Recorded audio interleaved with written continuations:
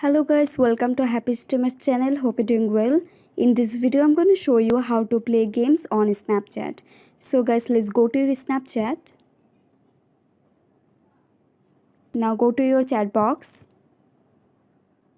Now select the person with whom you want to play games. So I'm selecting my this friend.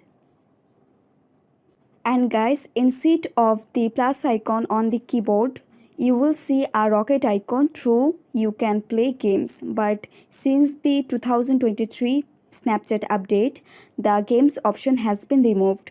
So for that, the games option is not available now. But if you download the old version of Snapchat, then you can get the games option on it. So for that, go to your Google Chrome and tap on the search bar and search Snapchat old version 2022. Now tap on the first one.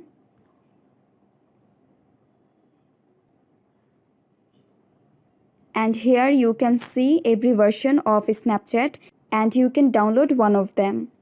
I hope this video was helpful to you. If it was, then please give a thumbs up and hit the subscribe button. And thanks for watching the video.